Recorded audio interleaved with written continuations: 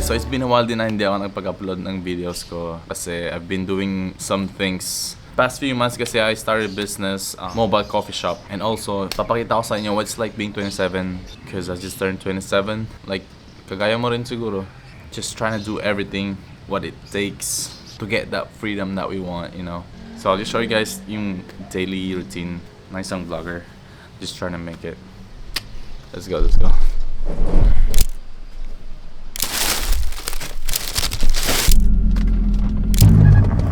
Hi! Drop off ko lang yung laundry ko dito.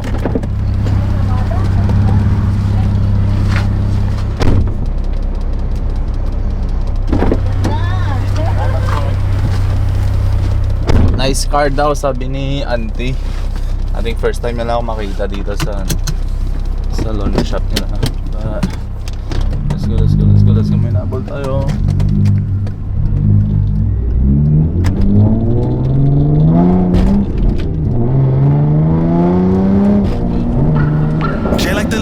I'm making several waves. I know the mission is fame. I made a splash. Now all of my cash is last like running. Solid conversation. I keep it coming like this is a phase. Kamusta? People here to get out so friendly. No, diba?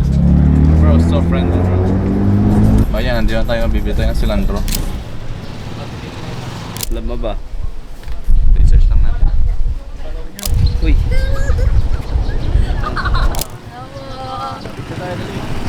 One, two.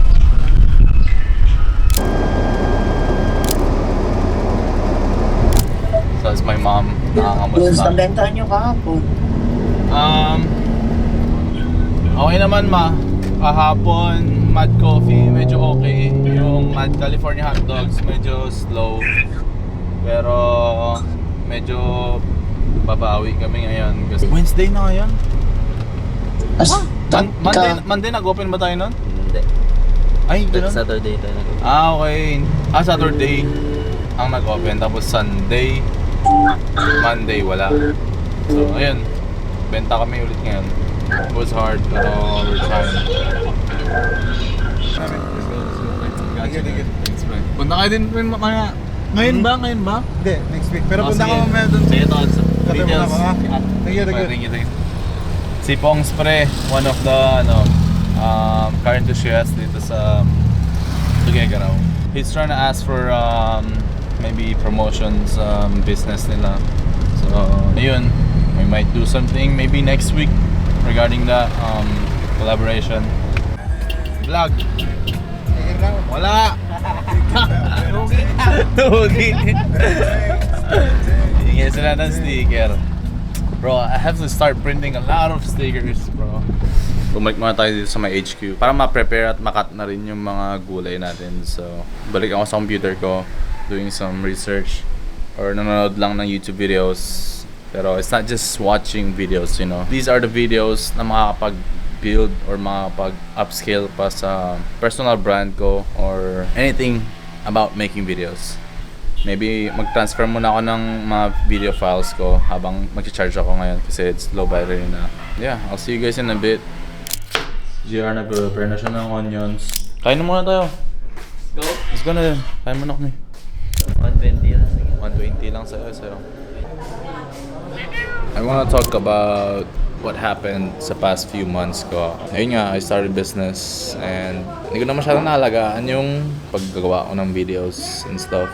I'm not really making a lot of money dito sa pag-vlog. Kaya sabi kasi nila, like pag vlogger ka na, mayaman ka na, ganito, ganyan. Yung views, it can make money, sa totoo lang. Pero usually, hindi lang sa views, pwedeng kumita ang isang vlogger. So, explain ko sa inyo, mga pwedeng way para kumita ang isang vlogger. Okay, isa sa monetization. Sa isang vlogger, yung monetization, pwedeng yan yung maging, ano lang yung 10% sa buong earnings mo aside from just vlogging, di ba?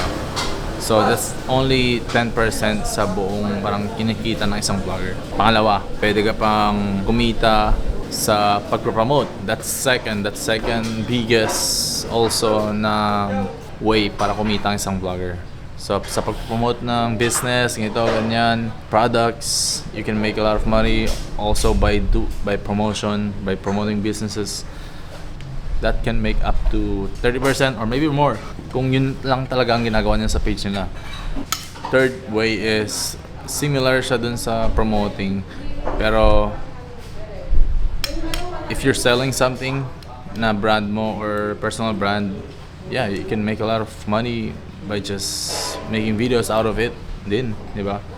So, I'm trying to hit yung second and third kasi yung monetization, yung views and everything, barya lang yan basically. Hindi ko fino-focus yung views. So, fino-focus ko ngayon is like yung value na may bigay ko ngayon sa viewer, sa personal brand ko and sa Mad Crew, Mad Nation, sa mga viewers ko ngayon.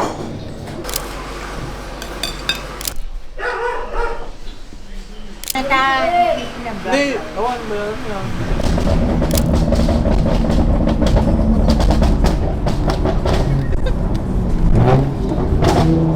Pre, stay humble daw, pre. Stay kupal, mga par. Diba? Daily life, parang ganun.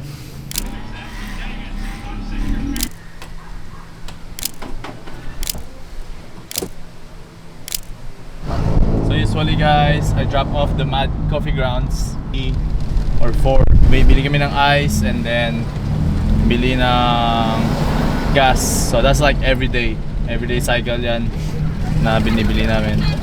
Anong ginagawa namin sa Mad Coffee. So I think nasa gas station na yung Mad Coffee kasi nauna na umalis si John Rom. So yun yung Mad Coffee Grounds guys. So papagas muna kami sa grid.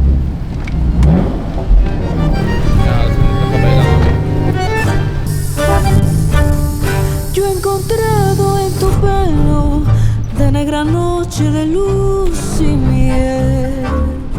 So yun nga, try ko muna ako muna yung magluluto dito sa may natin sa Mad California hot dogs natin. Yo he encontrado en tu mirada rosales que florean sin querer.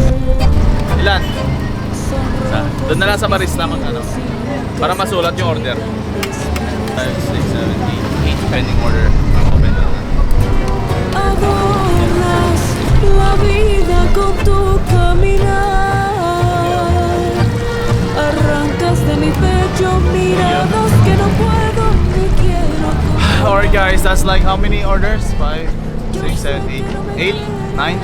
9 orders, so that was like maybe 10 minutes. Hindi ko alam. Maybe more, no? Or less. That was good. I think that was quick. And pamasa na natin yung trono natin.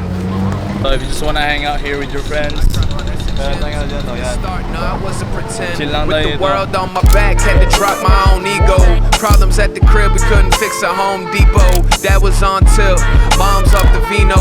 Room full of smoke like we lived in a casino. Walan sila ng gas, so I need to bring this sa Mad Coffee Grounds. Like God show me a sign. I'm not religious or the holiest kind, but the blessings came to me when I opened my mind. I was running around the city, man, I knew I had to make some. Wasn't raised a thief, but if I had to, I would take some. Worked the Frito-Lay, I was writing on my breaks, son. Plotting on a record. Mabigat yan. Ayun, so na-drop off ko na yung kailangan nila, so I have to be back. Mag-create na tayo ng videos natin. I have to edit, maybe take a shower. Went to here, making millions of, and I realized that throughout that journey, it all came down to the experiences, to the people around me, to the things content, to really between those two. So guys, this is Daniel Dalen. Medyo kaka-discover ko lang din sa kanya recently, and I really like his content style. He's talking about like making money, entrepreneurship, and yung mga vlogs niya basically may mga value na binibigay or sinasabi every time na nag-upload siya ng video niya. Kaya medyo na-hook ako dito sa lifestyle niya, sa vlog niya, and it's really good. I really like it. So yeah. Do I want to, get the option to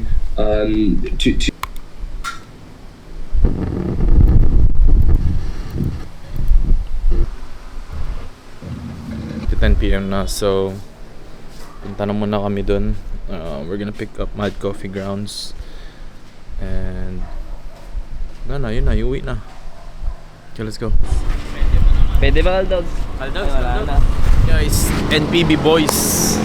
Walang mintis yan na every 10 PM dito sila. Sakap. Okay lang. Nagpo-vlog ako ngayon, Kap. Very active Kapitan ng Karitan. Very nice kapitan dito sa Karitan. Pack up lang kami, guys. I still have to do a lot of things. Bye. Edit and shit. We don't do drag race. Fuck you pay. Kasi We really sick of standing outside. Had to push them all aside. It's what you get for trying to play me. I bet they make a movie when I die just to talk about my life. They need an actor to portray me. I'm gonna keep editing the vlog para may ma-upload na ako